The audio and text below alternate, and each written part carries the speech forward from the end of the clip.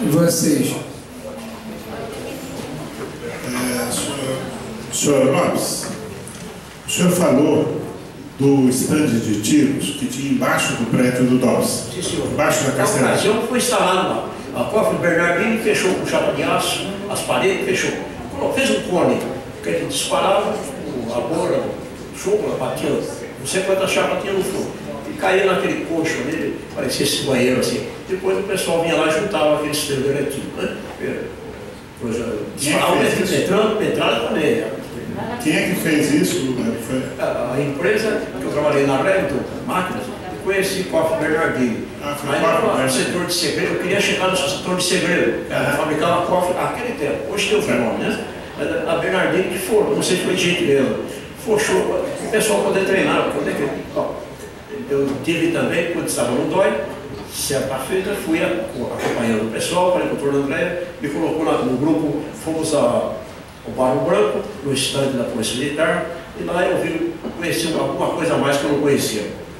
Inclusive, fiquei numa situação delicada, porque o administrativo, o tenente, comandava o administrativo do DOI, me puxou a orelha, porque, acredito, desculpe, a vantagem, mas foi verdade.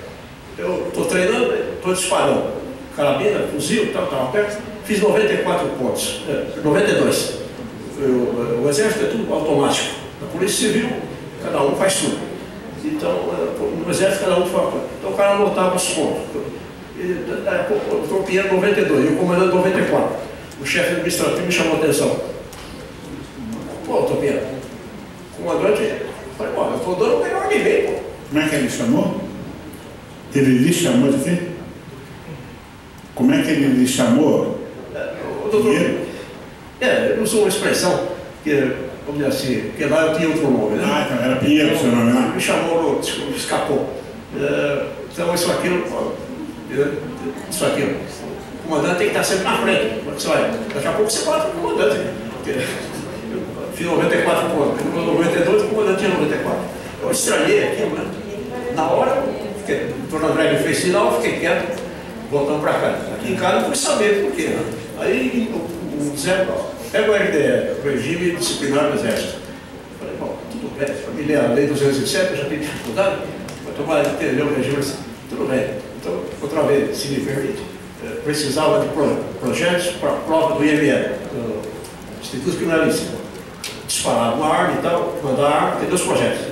Eu não recitei, tinha um monte de areia lá, ele estava consertando uma parede, cheguei lá, disparei 3 tiros, veio o sujeito lá do exército, pô, o senhor pode ser preso, não pode fazer disparo do exército, você é o comandante.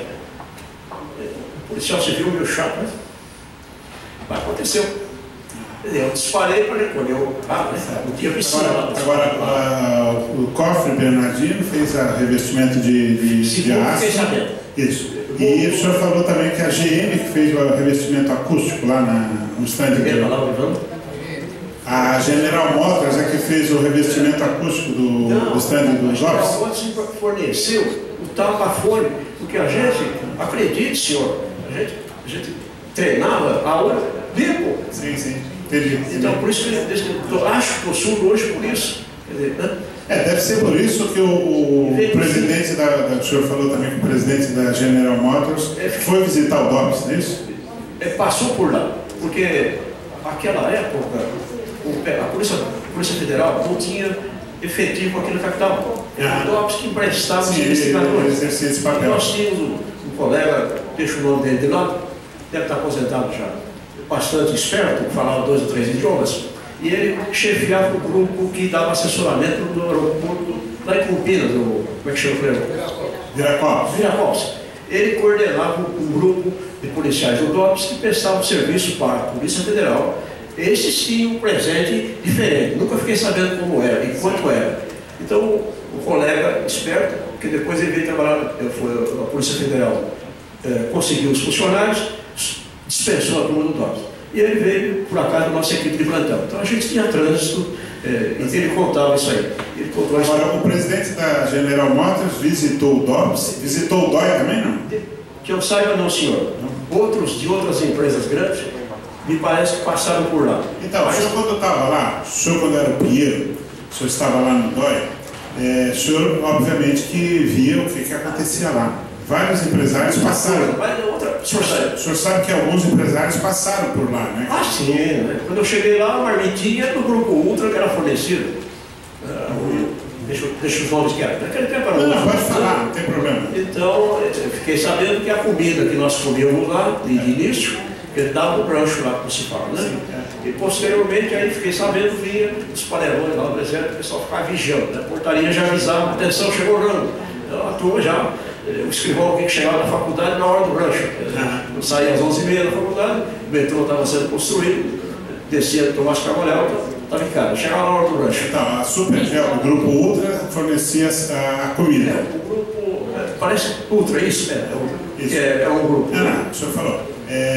Os carros, a General Motors dava a C14. No caso do Tapafone, da visita, dos carros. A visita é por conta do colega investigador, que ele estava no aeroporto, então ele esperto, ele fazia o contato. Vai chegar o presidente da General Motors, então ele facilitava. Segundo, ele contou palavras dele, o Monza, que foi lançado o Monza naquele ano, o veículo, que o diretor internacional da General Motors, vamos falar assim, usou, foi vendido para ele. Ele parecia com ele lá na garagem do Lopes, né? Olha, esse Monza aí sou gente boa, né?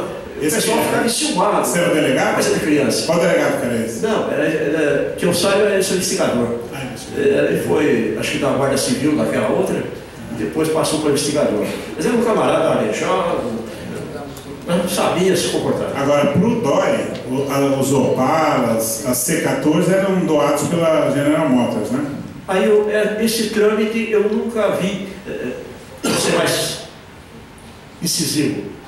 Nunca pus a mão nesse documento. Não, eu sei, mas assim, o senhor sabe que a comida vinha do Grupo Ultra, o que mais que ia doado? Ao que parece, não é novidade para ninguém, são grandes grupos, né? Ao que parece, esse contato era como o modo do viaduto ali, era direto com o comando do segundo. O comando do segundo que repassava para o pessoal. Souza e Melo ou o Ernesto? O Melo, antes do Melo, como é que chamava aquele outro? O homem do viaduto ali. Do Milton Tavares. Milton Tavares. Acho que é esse. Aquele viaduto lá do Mausoléu tem um viaduto que é o nome do militar ali. Não é Figueiredo. Mas, bom, porque teve dois, durante a gestão que eu passei lá, uns 4 anos, lá no comando do segundo, 2. Só teve lá uma vez. Mas não a serviço também, não. Visitei, vi o que me interessou, percebi que a barra era meio pesada para ver a notícia, fiquei na minha. Agora, vou lhe chamar de Pinheiro, só para se situar. O senhor estava lá. Escreveu o Pinheiro. Não, eu sei, escreveu o Pinheiro. O senhor entrava por aquela escadinha no fundo, onde funcionava a análise e essa assessoria jurídico-policial. Mas ali todo mundo ouvia os gritos de tortura que estava acontecendo no interrogatório, que os militares faziam. O senhor ouvia isso, obviamente. Porque várias pessoas já não falaram.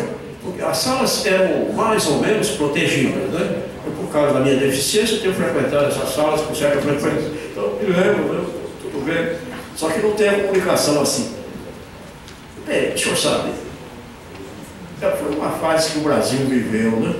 Então, agora, por isso que minha filha dela precisa tomar cuidado, né? Você vai já uma OAB para acompanhar o senhor, porque o pessoal lá é fogo. O senhor está acostumado a trabalhar no homicídio, onde eu acho que aprendi a fazer alguma coisa de polícia. Porque polícia política é uma coisa, né? Agora, encontrar o corpo ali e responder o 5Q, é bonito pra caramba, né? Agora, o senhor ouvia, obviamente, sabia o que estava acontecendo, né? Porque... Sim, naquele tempo eu ouvia melhor um pouco. Eu uso o aparelho dentro, mas é que o som não chegava aí, né? Porque hoje a gente também fazia vista grossa, né? Às vezes eu preciso falar com a pessoa que está na sala de interrogatório, se eu respondo o senhor de outra forma. E a pessoa está aí, é urgente, é uma mensagem que precisa responder. O senhor deve ter abordar a pessoa, né? Eu abordo mesmo. Sim, o senhor deve ter conhecido o senhor deve ter conhecido o sargento Marival, que trabalhava lá na análise, né? Esse que já deu entrevista. Ele disse para a gente que todo mundo ouvia, o quarteirão inteiro ouvia, porque era aberto isso, né? Acontecia uma delicadeza, era perigo, né? Então, é o que eu digo. O Brasil viveu uma fase, né? Enquanto estava aqui no DOPS, sobre esse ano aí, o que aconteceu? Tive oportunidade, funcionou o escrivão, o Dr. Maiotti, por exemplo, no individual, estava descansado e tal, saí, dá uma mãozinha. Nunca me neguei a cumprir e tal. Eu sou um tipo puxa saco, mas gosto, estou ali, estou trabalhando. Deu uma foto, o colega aqui uma mão, vamos colaborar. Cresci assim. Então, ouvindo o Dr. Madeira, por exemplo, cursos lá fora. O delegado saiu um instante da sala, foi atender o diretor do quarto andar. O senhor foi lá fora por quê? O cara camarada médico, passou pela USP aqui, para a Faculdade de Medicina de Pernambuco também, família tradicional lá na região. Qualquer coisa Madeira. Tudo bem. O senhor foi lá fora, agora viu, aqui no Brasil, se mete nessa empresa, o senhor poderia ser mais claro, o que foi isso aí? Ele deu uma aula, no bom sentido, ele explicou o seguinte: eu fui lá para ver, aquele tempo, 1971, 72, antes de eu ir para o DOI. Porque lá a medicina está tão avançada que eles introduzem uma microcâmera fotográfica por uma mangueira pelo esôfago do paciente, e a câmera fotografa as paredes do estômago do paciente. O tamanho. O delegado deu risada. Como o delegado saiu da sala, eu puxei a conversa com o cidadão, como é que se diz? Acomodado ali na cadeira, com o algema, ninguém ia ao segundo andar, mas teve gente que pulou do segundo andar na Praça General Osório. Eu não vi, mas teve gente que pulou pela janela. Então, dali para frente, a gente fazia a questão do investigador, eu deixei. Né? Se incomodar, que é sanitário, a gente leva também. Eu não sou adepto da violência. Vejo. Sim, mas o senhor ouvia lá dentro do DOPS, ouvia aquilo, o DOPS também, Fleury, era o dia inteiro. Lá fora para trazer isso para aplicar aqui no Brasil. Sim. Porque, então, caso para pensar, né? Não é que ele seja subversivo, porque ele quer desvirtuar o Brasil, quer, com todo respeito, perceber aqui no Brasil. É que tem a visão dele é essa. Ele foi se aperfeiçoar lá fora, num centro mais avançado, e trazer um progresso para a nossa pátria. Né? Palmas para ele, no bom sentido. Agora, me diga uma coisa, dentro do DOI, tinha, a delegacia tinha embaixo... Paramos aí, né? O senhor... Pois é, os fundos, a divisão, o próprio da delegacia, onde assim, os fundos eram usados pelo DOI. Então, o que tinha ali embaixo? Tinha a carceragem, no térreo, e a sala de assessoria jurídica, mais uma salinha de interrogatório rápido assim, um corredorzinho, e a delegacia está lá indo do mesmo jeito, só que tirava as paredes. E a parte de cima tinha um comando e a sessão de análise, onde trabalhava a rapaziada lá, numa outra coordenada. O capitão lá que cuidava, o senhor Bem Moreno, e os assistentes. O capitão André. Capitão, isso, o apelido Capitão André, né? Isso. E... Esse é o nome da bereta. O senhor Manuel. E não fez segredo. O senhor falou a respeito do estande de tiro e depois o senhor falou que disparou uma arma para fazer a balística. Eu vou voltar a março de 1973. O senhor também acompanhou lá dentro do DOI a balística dessas armas apreendidas nesse dia, que está com 19, inclusive a da carabine 12. Era costume, então, o DOI pegar as armas que estavam com esses militantes que foram mortos e processar para fazer o exame de balística? Ela pergunta se era normal pegar as armas dos presos e reutilizar? Não, fazer o exame de balística das armas. Aí a sessão de análise é que podia responder, porque não, mas o senhor, por mim só encaminhar para o incêndio. Não, o senhor falou. O senhor falou que sim, fez eu isso. fiz no outro caso, não foi o caso do motorista de táxi, mas foi quase igual, foi na mesma época. Quer dizer, chegou um revólver prendido, que deu os projetos para fazer a balística. O perito não adivinha, né? O perito fazendo a técnica, o senhor sabe. Então, vou mandar um revólver, mas que deu os projetos. Naquele caso, tinha os projetos. Os documentos diziam que tinha. O escrivão Rainer também quis ver o projeto para poder mandar. né, para cumprir, porque senão o pessoal da Cormina tem o incêndio cai em cima de mim, não só aqui para bagaçar. Sim, senhora. Então, disparei no monte de areia, porque devia disparar na lata d'água, né? Mas a areia estava mais forte, disparei. O cara me repreendeu porque eu tive que pedir autorização para o comandante para poder fazer disparo de quartel. Certo, mas eu não conheci o EPE. Sem ser o senhor, não necessariamente precisava ser o senhor que fez, mas o senhor tomou conhecimento de balística realizada ali no DOI, de disparar a arma para pegar o cartucho, a cápsula deflagrada para fazer a balística, e antes que o senhor me responda, que é a minha última, já que o senhor, uma vez ou outra, comparecia às salas de interrogatório, porque precisava falar com o investigador, ali dentro do DOI, alguma dessas salas, tinha algum mecanismo onde o preso, em vez de ficar sentadinho, algemado na poltrona, ficava numa posição suspensa?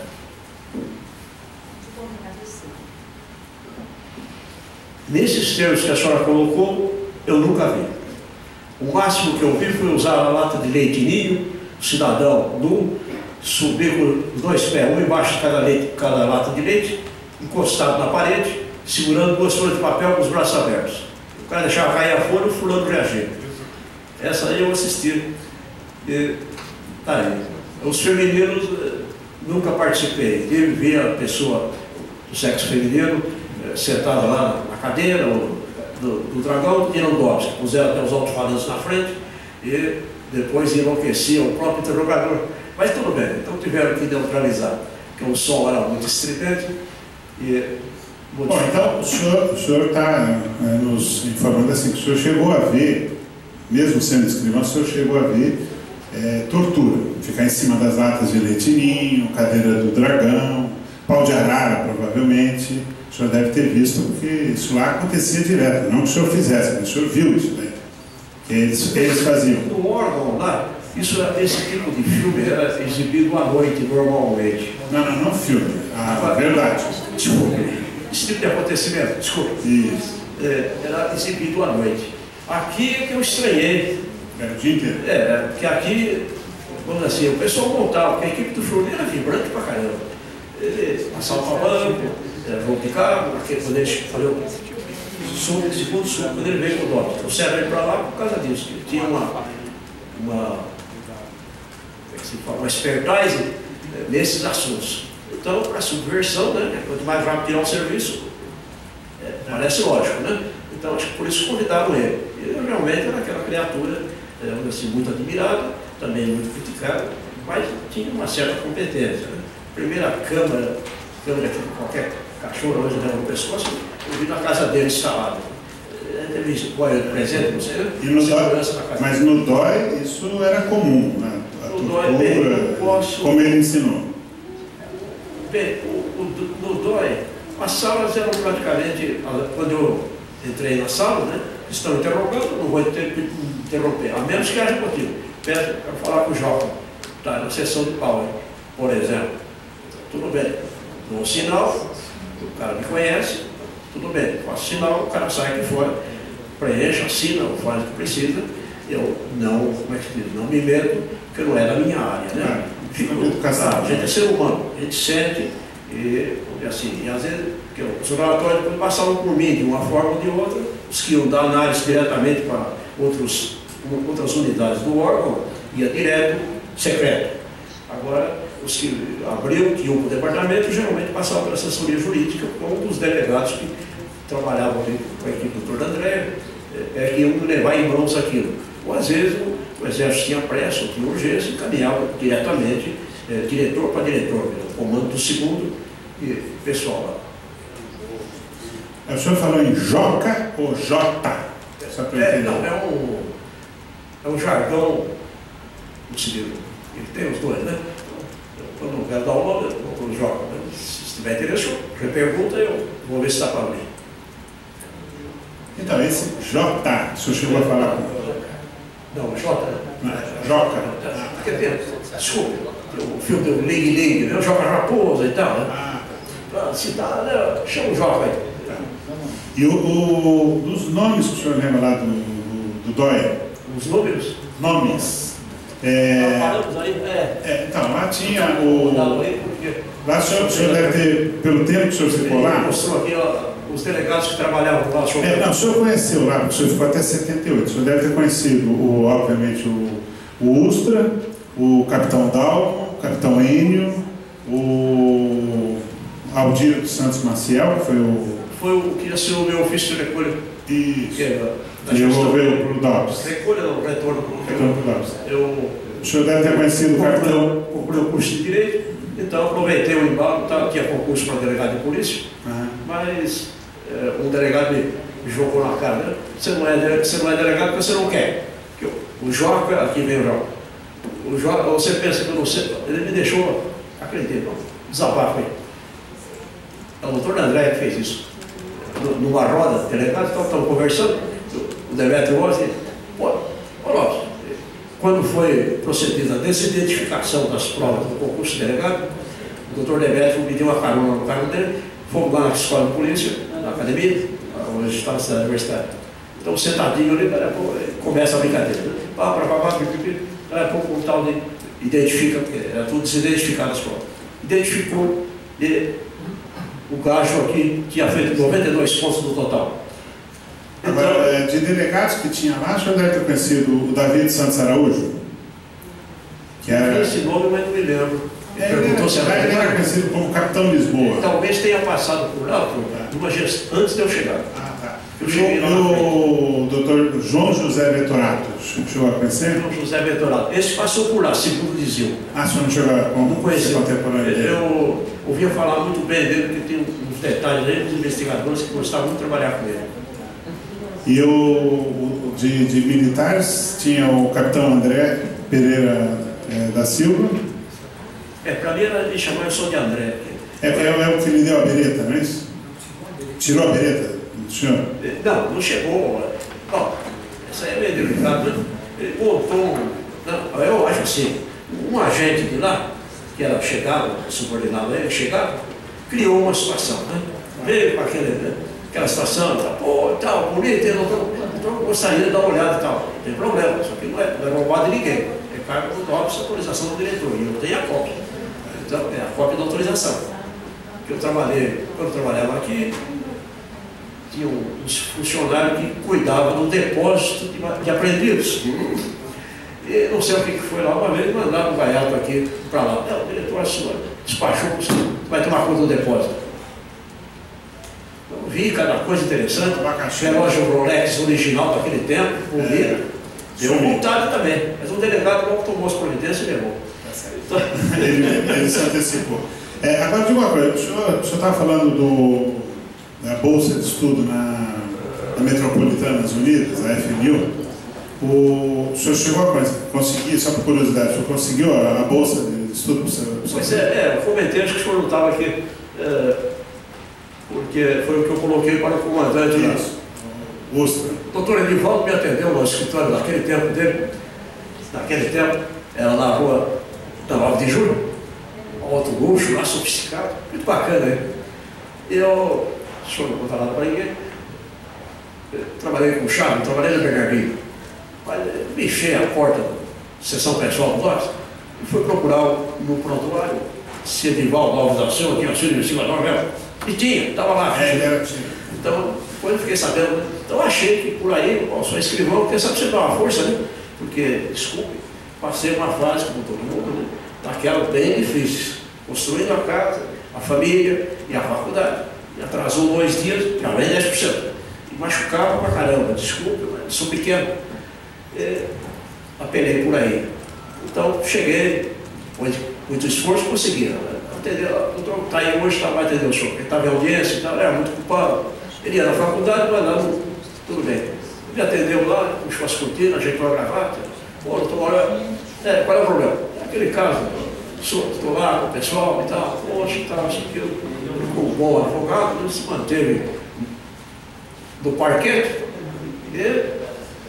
Sinto muito, doutor, infelizmente não há possibilidade. A verba já esgotou. E o Major Ustra... 20% da bolsa, não deu nada. O Major Ustra era amigo dele, né? Senhor? O Major Ustra era amigo do Edivaldo. O Edivaldo é o ótimo, conhece, né? É uma criatura Hoje mais ainda, mas naquele tempo tinha esse pessoal, né? Podia ser meio continuo, né? Mas na hora H ele sabia do que ele estava mexendo. Vai derrubar a muralha ali. Então, fonte, né? Ele era amigo do Major Ustra, mas o Major não conseguiu a bolsa para o senhor? Não, eu não. Veja bem. No Exército não pedi nem para me aprovar no concurso para delegado. Eu falei aí, né? Desculpe, às vezes eu sou diabético, varei um pouco. Numa outra roda, depois que acabou o ciclo, terminou tudo, o doutor André, o doutor Demetrio olha e fala, parei aí. Pô, mas, pô, Pia, você me chamou de atividade. Pô, Pia, você não passou uma delegada por quê? Você não tinha tirado 92 pontos lá aquele dia? A maior nota foi 96, pô. Você tirou 92 e não passou?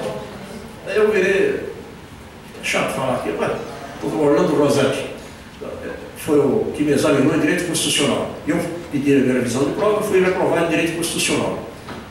Então o doutor Orlando Rosati estava na roda. Aí eu contei para o doutor Demetrio, o doutor Rosati foi o que me reprovou. Talvez ele possa explicar para o senhor. Abre aspas, resposta do doutor Orlando Rosati. O problema é assim, aí o doutor Demetrio não manda recado. Já virou, pô, você reprovou o Lopes? Conhecia lá do Lopes?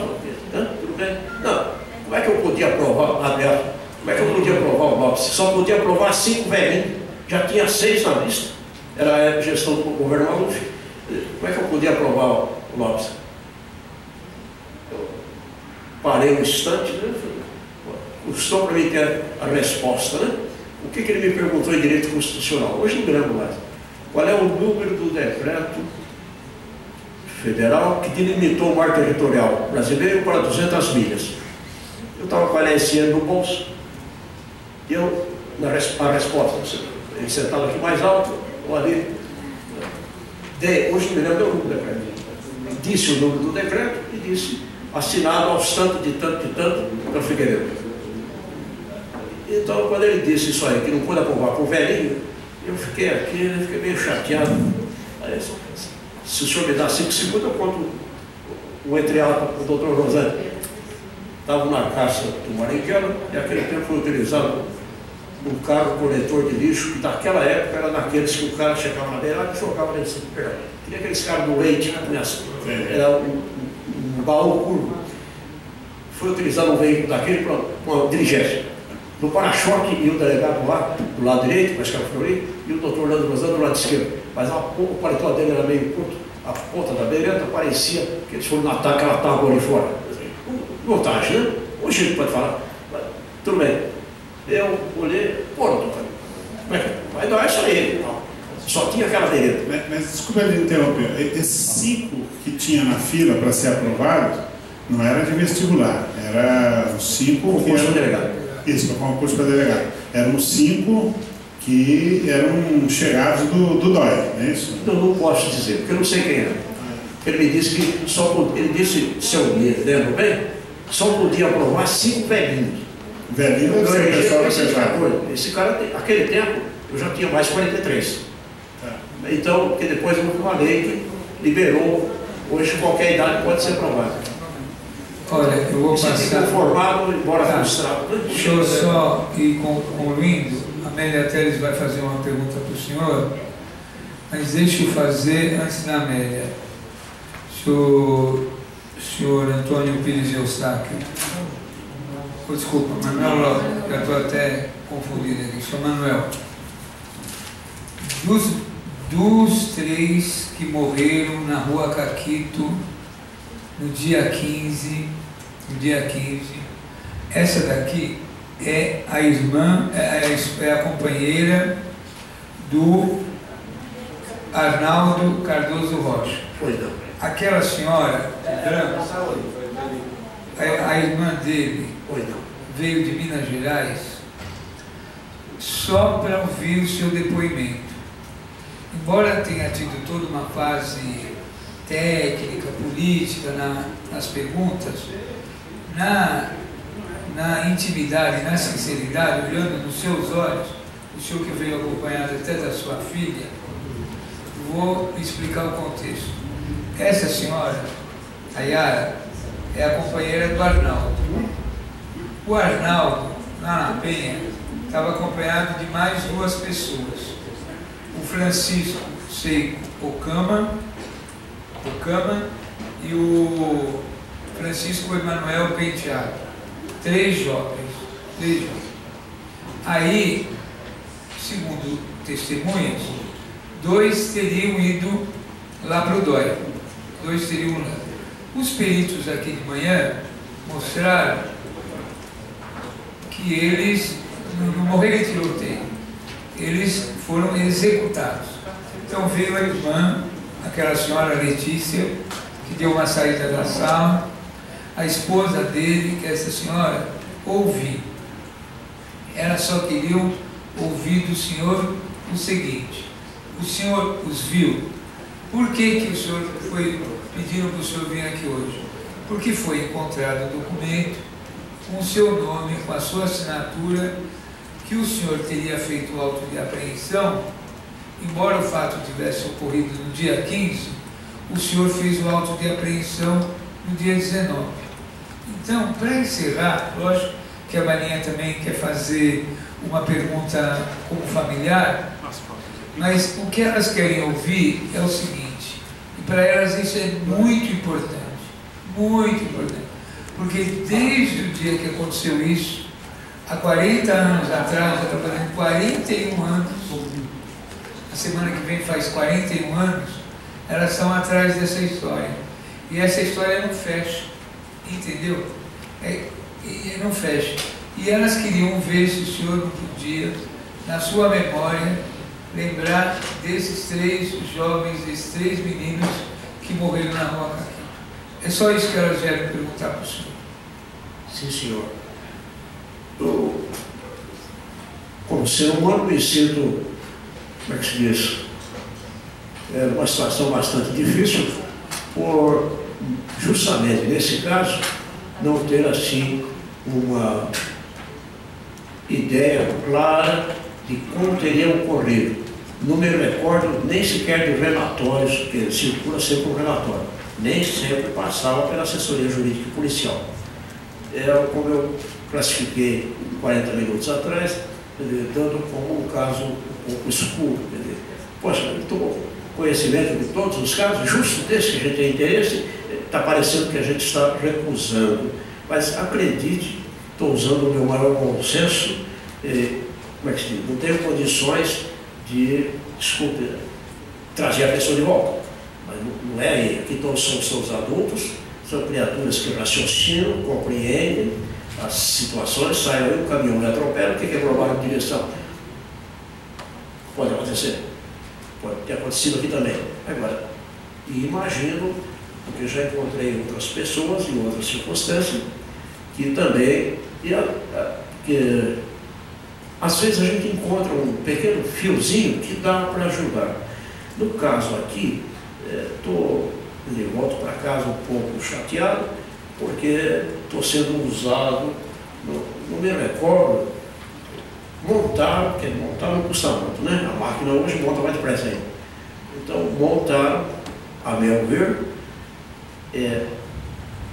esse documento. E como o moço citou aí, 4 dias mais tarde. Tem uma série de nuvens aí procurando esclarecer isso aí. Então, onde é que será que isso está, né? Desculpe, eu costumo comentar muito com o paralelismo. Será que foi acidente com o JK? Deixa isso para lá, né? É mais ou menos isso aí. Nós temos aí a versão, né? Temos a outra também. Outro dia eu ouvi um comentário aí. Você precisa tomar cuidado. Até onde foi o acidente que eu estava frente? Deixa eu ver, né? O senhor é uma pessoa profunda. Tá aí. Então, comparo esses casos que citei, só para dizer tudo em poucas palavras. O caso aqui também. E lamento que eu não tenha convicção. Outros casos, esse é aquele caso que o Joca comentou e tal, isso aqui. Agora, nesse caso aqui, já começa por aí, né? O auto de instrução e apreensão não era normal ser feito lá. O que é mais? Plantaram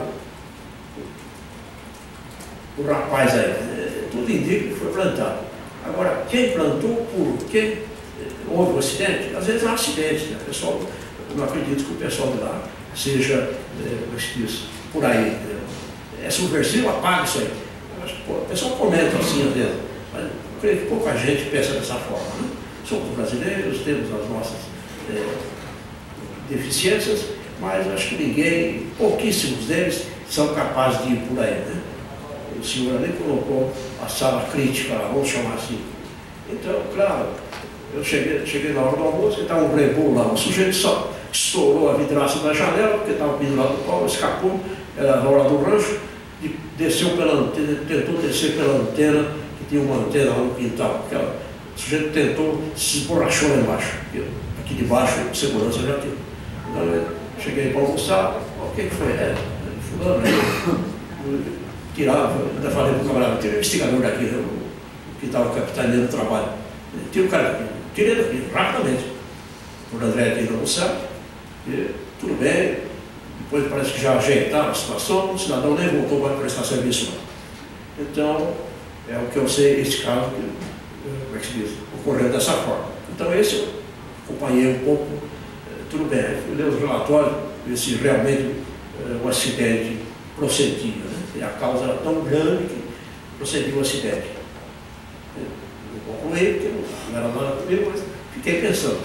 Agora, esse outro caso aí, por exemplo, talvez, não estou afirmando, mas tudo leva a crer que não, aqui ninguém é por aí, né? Aqui sua assinatura, vai com jeito, né? Certo? Posso editar aí a assinatura, uma cópia. E agora, como o senhor está fazendo, vamos aos fatos, né? Como é que foi? Por quê? Sim, por quê? Vamos lá. O que você tem a dizer sobre?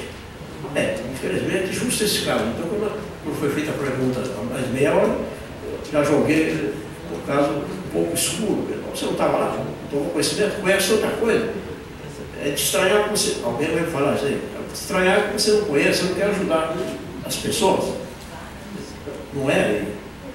Acredite, estou sendo o mais honesto possível. Tenho 77 anos já e estou contente com a vida que tive até aqui. Espero continuar mais um pouco. E sempre que possível, aprendi isso desde criança. Procure ser útil na minha escola.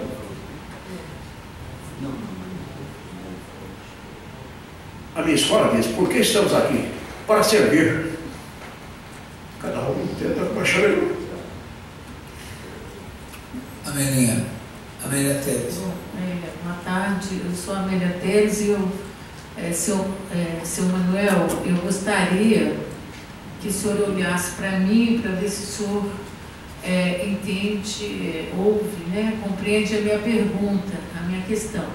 Eu fui presa política, passei pelo DOI-CODE, 1972, 1973, até o dia 14 de fevereiro de 1973, e sou também, fui torturada e acho que todas as pessoas que passaram lá nessa época, que passaram na minha época, passaram mais de 50 pessoas ali dentro do DOI-CODE, todas tinham sido torturadas. E quando eu não era torturada, eu ouvia os gritos das outras pessoas. E eu ouvia os gritos ali. Tanto a gente ouvia os gritos ali, o trabalho lá, eu lembro que tinha duas celas, né? Tinha um muro e de um lado tinha 3 celas, do outro lado tinha 3 celas e ainda tinha o cofre. E quando a gente ficava ali naquelas celas, mesmo tendo aquela porta fechada entre as salas de tortura e as celas, a gente ouvia os gritos, era muito comum ouvir os gritos, ouvir o barulho do pau de arara, né, que é aqueles canos que eles colocavam para pendurar as pessoas, os choques, a cadeira de dragão, quer dizer, o barulho era muito imenso, então as pessoas que estavam fora da tortura, na cela, ouviam. Então, e ali no DOI-CODE, o espaço era muito pequeno, tudo ficava muito próximo do outro. Então, eu acredito, né, até o senhor falou que já viu torturas, como o senhor falou da lata de leite condensado, o senhor viu a tortura da cadeira de dragão, provavelmente se o senhor fizer um esforço, o senhor também viu a tortura do pau de arara, os choques elétricos, e geralmente, né, quer dizer, praticamente todas as torturas, nós ficávamos nuas, né, as mulheres ficavam nuas e os homens também. Então, quer dizer, eram cenas chocantes, né, chocantes, não dá para esquecer, né, essas cenas não dá para esquecer. Então, eu gostaria que o senhor colocasse, confirmasse nessa pergunta que eu faço, que o senhor viu essas torturas. Eu gostaria que o senhor confirmasse. E gostaria também que o senhor aqui hoje está sendo discutido o caso do Arnaldo Cardoso Rocha, do Francisco Emanuel Penteado e do Francisco Seiko Okama. O senhor disse que não viu. O que nós gostaríamos de saber se essas pessoas foram levadas para dentro da UBAN e depois assassinadas dentro da UBAN, sob tortura, isso que a gente gostaria de saber.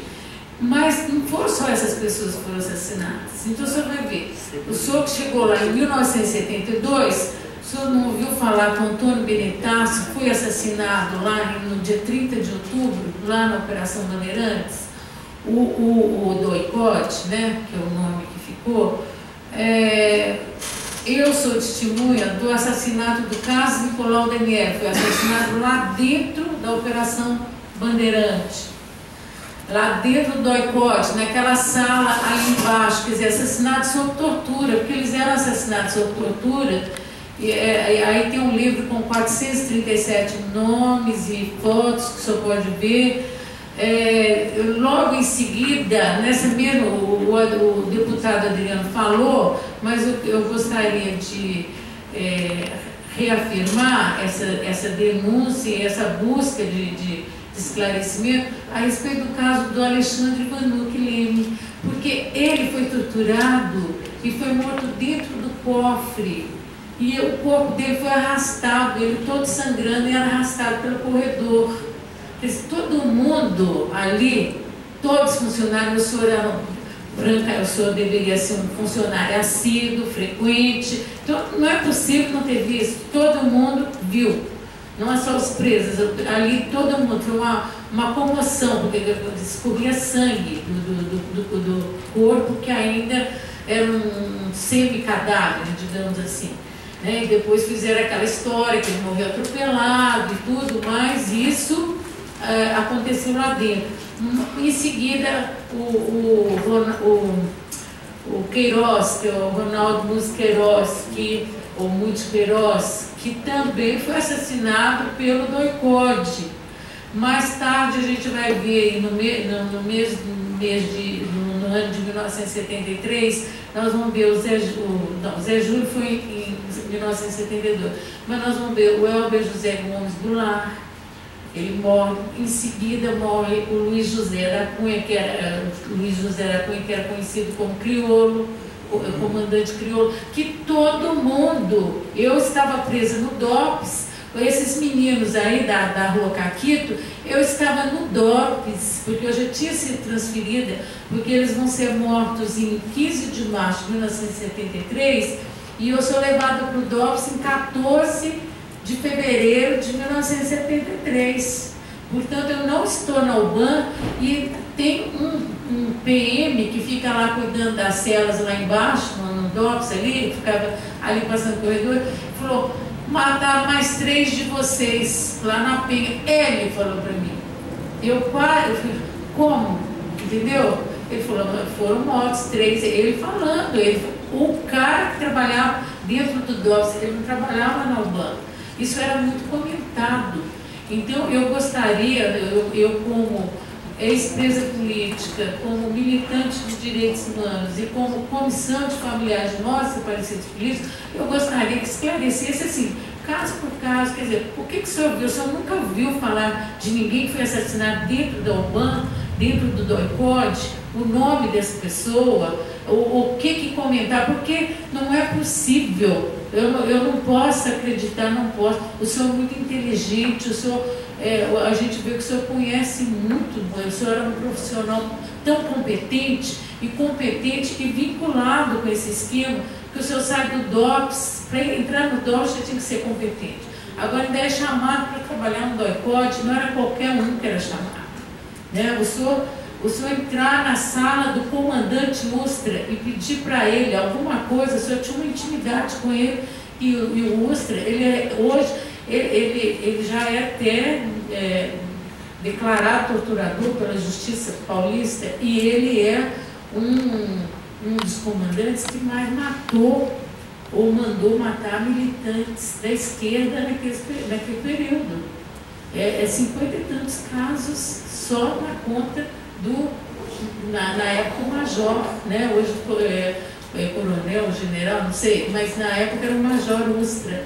Então, alguma coisa, eu gostaria o seguinte, o senhor aqui, o senhor fala o que o senhor quiser, mas que pelo menos o senhor tentasse lembrar das pessoas que foram mortas, como que foram mortas, dessas pessoas. Por exemplo, o senhor falou aí do Lorival Gaeta, que o senhor conheceu. Ele era um torturador, estuprador, ele cometia violência sexual lá dentro daquela sala, todo mundo sabia disso.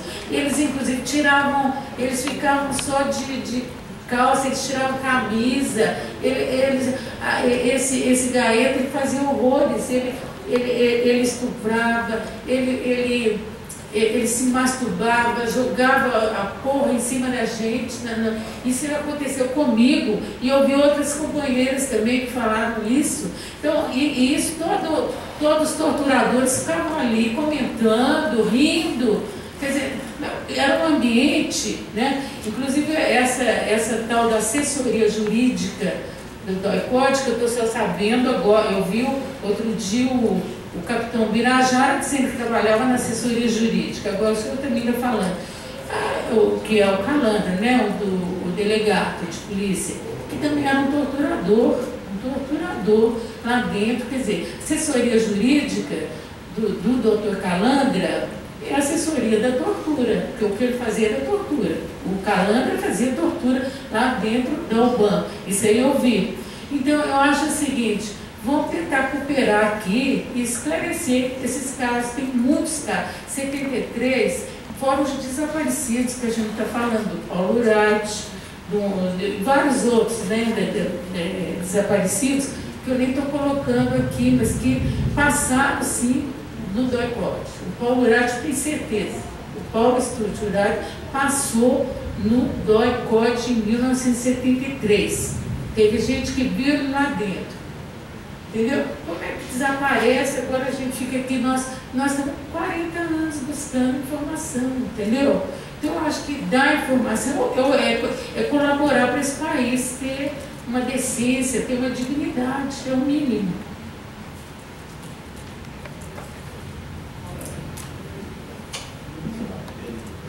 Muito bem. Eu gostaria de deixar bem claro para a senhora, meu trabalho como já disse, saía da faculdade, chegava justamente, coincidia, está na hora do almoço lá, por exemplo.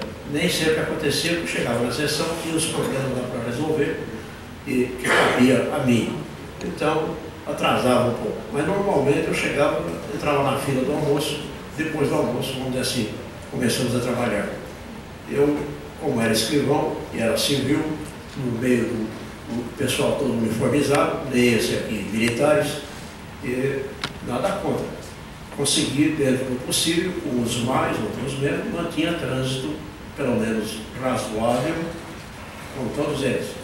Aqueles que tinham mais próximos. A equipe de interrogatório, as equipes, melhor dizendo, não era uma só, e o pessoal que as coordenava, pertencia mais ao setor chamado análise do órgão. E eles que, vamos dizer assim, reuniam os papéis, declaração do detido A, do B, do C, então extraíam as perguntas e orientavam, vamos dizer assim, através delas, os interrogadores, o pessoal da equipe. O pessoal da equipe, já foi comentado aqui, eu acredito também, nunca fui convidado para participar dessas equipes. meu interrogatório era aqui atrás da mesa. Então, passei para a divisão de homicídios, como eu disse. Então, é um outro tipo de interrogatório, um outro tipo de trabalho. Né? A equipe do DOI, a senhora já é madura, ou ignora, quer dizer, deve ser gente, pessoas, vamos dizer assim, que tem mais facilidade para aquele trabalho, né? Porque é um trabalho degradante, um trabalho que não se ajusta para qualquer pessoa. Então, o pessoal, a gente conversava, alguns contavam alguma coisa, outros não contavam nada, outros tinham medo, desculpe a pretensão, dá para mim perceber que tinham medo de falar, abrir o bico perto do escrivão, que ficava normalmente em cima do muro, na pior em cima do muro. Na sala onde eu trabalhava, o Dr. André tinha um gravador importado, gravava umas músicas que agradavam e a gente ouvia a música, só música. Quer dizer, na assessoria jurídica policial, mas não estava fazendo nada, estava lá para ouvir música. Mas entrava o comandante, a gente baixava o volume e deixava quieto. Eu trabalhava sob as ordens do delegado. Mais tarde, o senhor falou do Trocalanda, foi da assessoria jurídica, porque o assessor jurídico da época pediu retorno e o Trocalanda estava noutra equipe, uma das equipes de interrogatório, me parece, e ele foi transferido, então ele passou a assinar a assessoria jurídica policial. E como ele tem o temperamento, o jeito dele e tal, tudo bem, nos deram bem, até que eu pedi um recolha, eu tenho revendo os dados para poder apresentar aqui, tem alguns comentários que fizeram a meu respeito, e cada um que saía, geralmente, falava alguma coisa. E as nossas solicitações, porque nós, por exemplo, temos um caso na Polícia Civil, as promoções, uma é por antiguidade, a outra é por merecimento. E tem uma cópia do ofício que o comando oficiou o diretor do DOPS, pedindo que considerasse a promoção do pessoal que prestava serviço no órgão, redigido, montado para a gente lá. Montei o ofício, o comandante aprovou e foi encaminhado para o DOPS. Eu tenho uma cópia comigo. Então cita o nome dos colegas, todos os pessoal da Polícia Civil, delegados não, os delegados na promoção. O fundamento do comandante, o fundamento colocado no ofício, não sei se é dele, que eu fiz até onde foi possível. O fundamento foi o seguinte: como esse pessoal está aqui e não tem ninguém para tecer comentários sobre o trabalho deles, peço ao senhor que autorize ser revisto a esse pessoal para época de promoção. Nós não tínhamos nenhum padrinho para dizer se a gente é eficiente ou não. Então foi isso aí, com referência ao pessoal da equipe de interrogatório, por favor. Você queria fazer mais alguma pergunta? Eu queria tentar pela última vez perguntar se o senhor reconhece algum desses 3 retratos. As criaturas.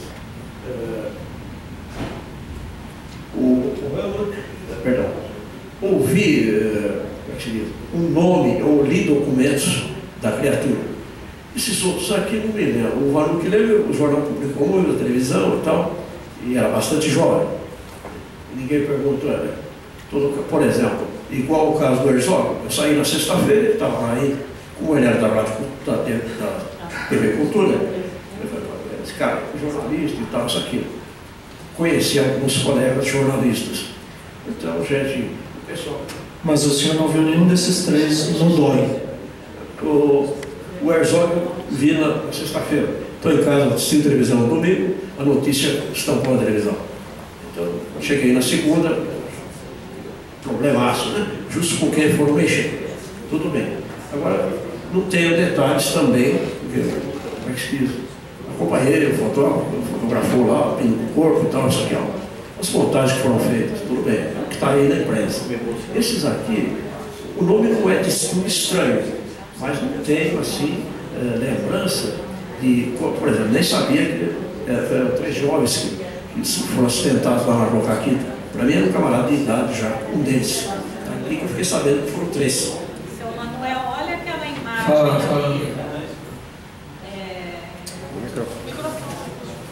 Por favor, está pequeno, não sei se o senhor consegue ver.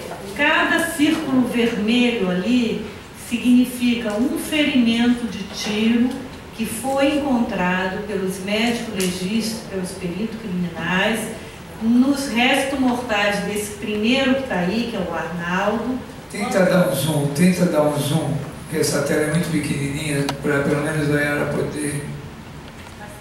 Então, ele não se acidentou. O senhor, como um atirador, um policial, o senhor pode ver ali que isso não é um acidente. E até o senhor, para acertar com essa simetria esses tiros, o senhor sabe que não é, de longe não é fácil. E que não são tiros compatíveis tampouco com o confronto armado, onde ele poderia estar atirando em vocês, o investigador, e recebendo tiro. Então, é só para retificar que o senhor fala de acidente. Neste caso aqui, está provado que não houve um acidente. Todas essas marcas, está comprovado cientificamente que tem um projétil, foi realizado um estudo pela Polícia Federal, onde se passa, hoje em dia, na sua época não devia ter, é um espectro que detecta o nível de chumbo no osso, tá? Então ele tem aí 30 ferimentos, 15 de perfurações que pegou o osso. Então, só se o senhor não tinha conhecimento, 41 anos depois, para o senhor ter conhecimento, e por favor, não diga mais que foi um acidente. Mostra a balística, por favor. Vê se tem as imagens de balística da origem. Por favor. Mostra a sequência das fotos. Vai. Mas eles não. Tá bom. Não vai conseguir, né? Esses aqui são os ossos deles, os ferimentos. Pode ir.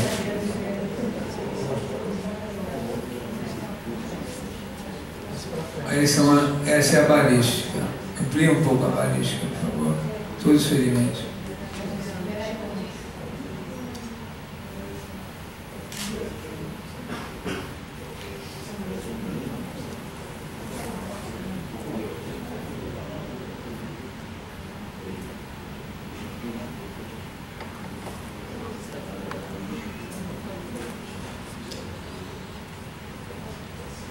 Os verdes são de execução, os tiros finais, os outros foram os anteriores e ferimentos em geral, todo o corpo. 30 pontos da execução. Tá bom. Eu agradeço primeiro a você, Yara, os seus familiares, por ter organizado essa audiência. Muito obrigado. Ao senhor que compareceu a essa audiência de livre e espontânea vontade e todos aqueles que acreditam na verdade. Um dia essa história vai ser contada e nós vamos banir o cinismo e a mentira da nossa terra. Abaixo a ditadura.